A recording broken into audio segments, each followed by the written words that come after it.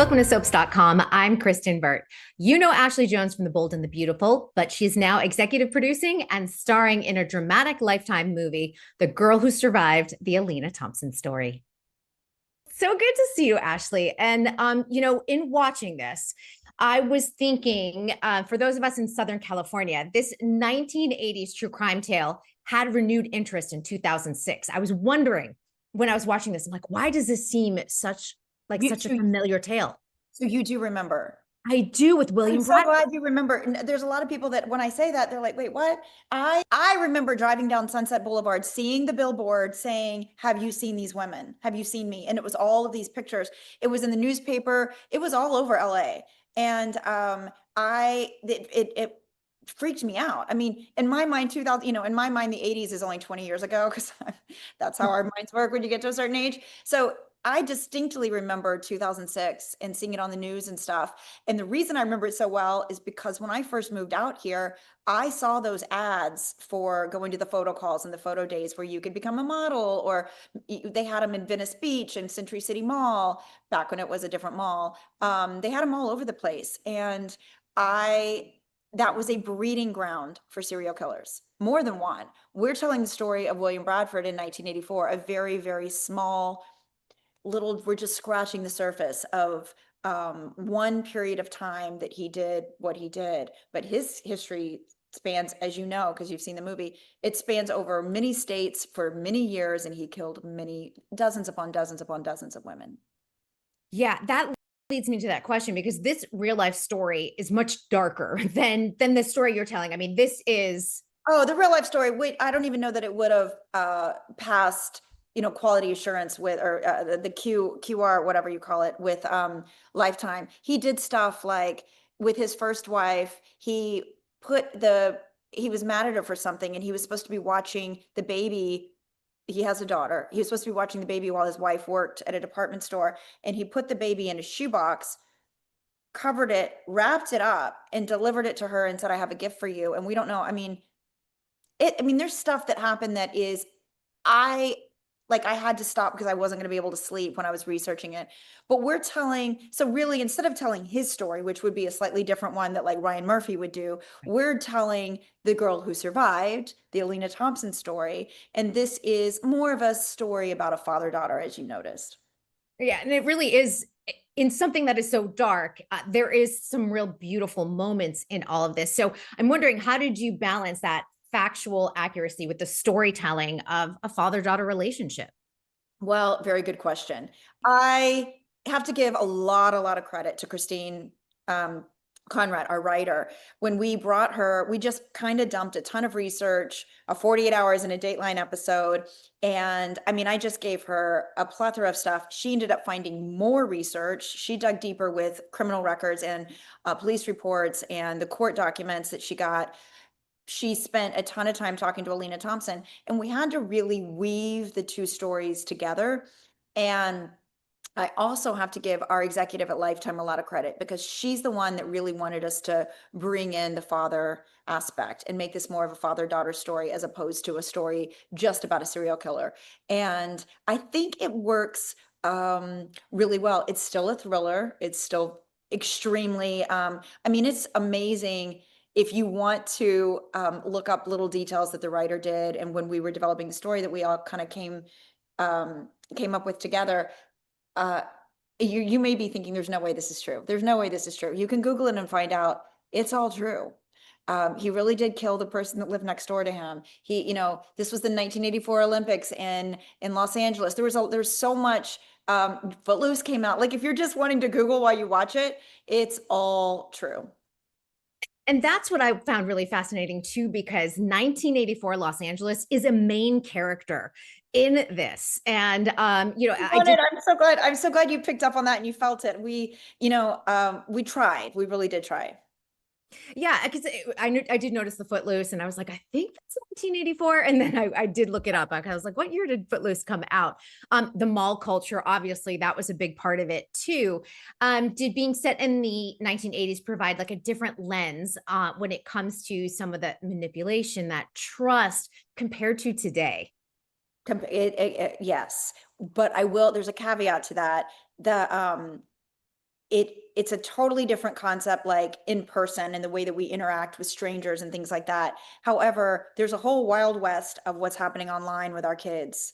And I feel like we need to take a lot of lessons that we could learn from this movie and implement that. And as a parent, a single mom, and I work very closely, obviously, with my son's father, we're implementing all of those same type um, of the, the just say no, the stranger danger things that we were taught growing up. Now we need to teach our kids that about, video games and what you put on social media, and nothing ever goes away and it can be used against you. And it's a lot of responsibility to give to our preteens and our teens. I feel like too much responsibility. So we need to really be, instead of being like helicopter parents on in the world, I feel like we need to be helicopter parents online. Yeah, it's really true because we were told like don't take candy from strangers or don't go with like I have a puppy, like that kind of thing. And that was the stranger danger. Remember, we Now, were told, oh, there could be a needle or metal in your candy, so don't eat it. And yeah, uh, Nancy Reagan, just say no, and the stranger date, all of that. Like that doesn't, we don't harp on that as much anymore because we all have, this was before cell phones, this was before pagers, this is before the World Wide Web. So much changed so fast. So to really, and honestly, one of the frustrating parts and the most exciting parts of being a producer on this was making, like when we shut down streets, no, there could be, the cars had to be 1984 or before. We couldn't have just a random person in the background walking on a phone. So we really had to make sure, and the clothing was very different. LA in 1984 really felt more like the 70s, actually. yeah, small town. You still knew your neighbors. And I feel Yeah. like, I mean, I've lived in my community for a long time. I don't know all of my neighbors. And it's sad that we've lost some of that sense of community. I completely agree. Yeah, I grew up in Texas, in small town Texas, and that was we lived outside of Houston, and oh, we knew everybody, everybody. I knew everybody's parents and grandparents, and we knew every car on our street, and yeah. And you know the next street over and the street And over the out. next street over, and no, like we'd go. My brother would go ride his bike. We didn't know where he went for so long, and until dinner, until the street lights came on. So We're talking about safety when it comes to kids, but I also think that this film contributes to conversations about the entertainment and the modeling industry as well. And those safety precautions, because the fact that you're like, oh, like stars in our eyes, of course I want to be a famous model. And, that's sort of what Alina Thompson Story is about. exactly what it's about. Yes. And the allure of that and how easily it was for photographers to lure in beautiful young women. And one of the things I said earlier today, Lifetime's been involved with Stop Violence Against Women, and I feel like this movie is, hopefully will just, even if it helps one person wake up and just realize, let's really, really do our research. Let's really make sure we know who we're going with. There's no reason to go be alone with anyone. It still happens today. It's a lot harder for it to happen today because of DNA and cell phones and cameras literally everywhere we go, and it gets posted on social media, but it still happens. And I think it happens a lot in the dating world. We see that all the time. That's where I feel like I hope women really see the danger of what just we have to be so smart. And it's not like it's not like, oh, we need to be smart now because we have dating apps and things like that. We've always needed to protect ourselves and be smart. Yeah, but it brings it back to the forefront, I think. Like that, I just thought a lot about like, oh yeah, we would be so trusting. And it's the same thing. You're like, well, he's vetted, or even if you're introduced to someone through a friend, you still have to be safe. You have to be careful in these situations. And always tell someone where you're going, make sure they have phone numbers. And with Uber and all these different things that we have that are luxury for convenience, they can be really detrimental if we're not careful and smart. And just like, I have Instacart and DoorDash, and I now, after this movie, really got freaked out about a lot of things. I changed my name on everything. They pick up a totally different name. It sounds like a very large man. I came up with like the burliest name I could come up with. That's who you're delivering food to tonight. And Dwayne Johnson. no, yeah, I mean, exactly. The Rock lives here. Don't mess with me. But things like put old, huge boots in your car if someone looks like they're going to try to, put them outside your doorstep to make it look like. So just things that we need to be really simple things that could really help us could go a long way. Alina Thompson, how did her particular story come to your attention? Because she is, as you said, like a small slice of William Bradford's like bigger Huge, story. yeah. I was at a very fancy dinner and she was there, and there was a couple other women that were talking about their previous modeling days. They were really big models in the 80s and 90s. And somehow they were like, "Oh, I think we were both on that shoot together. We both went to this one thing." And they're like, "Oh, and you remember William Bradford?" And they both were like, "Yes, and this and this." And then she's like, "He stalked me." And she started telling her story. It was just at dinner and I was listening to her. And I looked to my producing partner, Pierre David, and I was like, this is a movie. This is it. This is an actual movie. Your story is a movie. He stalked you. You had a very, very close call. Your dad saved you. This so I went home that night and just devoured the internet trying to find out as much information I could on these photo days and the ads that were in magazines when we used to read magazines and the newspaper. And I remember, like we talked about earlier, I remember seeing those ads at the back of magazines, even big magazines like 17 and things like that that I used to read. Um, and so I put all of this research together in different files and just dumped it on him the next day. I'm like, look at all this, look at all this. There's so much information. This could be a series. There was so much information. And we decided to really just take a very small slice of, a couple weeks of his life and in her life and show it spans over, I mean, it spans over 20 years, but what the story we're telling is really the climax of what happened between William Bradford and Alina Thompson. And how much input did Alina have once the project began? She had a lot in development. We talked to her for hours. The writer spent a great deal of time talking about the relationship with her father and her mother and how she felt about this and how far she got in modeling and was there a lot of jealousy and where did these things take place and what did people wear, and she sent us a ton of photos. She had a lot of input. She also came to set and kind of helped us recreate the photo days and the chaos of it and how fun it was and exciting, and also how scary it was for a breeding ground. She really helped set that tone. And I love that we have a True Blood reunion with this Thank movie. you.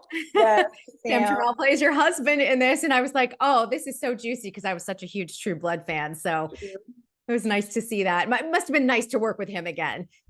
Honestly, it felt like no time had passed. We picked up right where we left off from working together. And, social media helps keep us all kind of in contact. We know when major things happen and in our lives, which is the beauty of that's what it's supposed to serve. And so, but to actually work with them this closely, we haven't done that in a while. So this was such a treat and a joy. And it felt like kind of coming home. It was easy. Oh, I love that. And in going back to just that 2006 when this had renewed interest, this particular case, there's a very interesting soap tie. If I'm correct, Eva LaRue's sister was on the billboard, if I'm We correct. did a CSI episode loosely based on this, and then Eva's talked about it quite a bit. I think she and her sister, if I'm could be mistaken, so don't quote me on this, but I think they both went to the photo days. But Yeah. her sister was the one that had a very close call with William Bradford. And she was on, I feel like they were both on the poster, but maybe it was just her sister. And yes, we did look at that. And I mean, that sent chills down my spine when I realized that in bed that night when I was doing research. And then I went and watched the episode, and it's a slightly different version of what happened because it's her story. But Right. this is the first movie that's a full movie that's been made on this particular case and on William Bradford in this time. Interesting. I feel like Ryan Murphy, once he sees this, he's going to jump right Well, on. there's a full series. And the thing is, we're telling it from a slightly different point of view. Right. There's I think there's enough information here for there to be a series based on the point of view of the serial killer. Oh, yeah, it makes me I disgusted. know. But that's what Monster's all about, that whole Ryan Murphy series. It's from their perspective, which is scary. Exactly. Yes. And like sometimes I can't watch it at night, but you don't really want to wake up and watch Monster in the morning with coffee. So it's like, when do I watch it? I, um, but just like some of Ryan Murphy's stuff, William Bradford got so dark and was so gross and it was so disgusting. Some of the stuff we found, it didn't make the movie. I mean, it's literally like, okay, that would be in a Ryan Murphy series, not this. Um, but so we keep it we try to, like you said earlier in the beginning, we try to balance a little bit of the light with the darkness.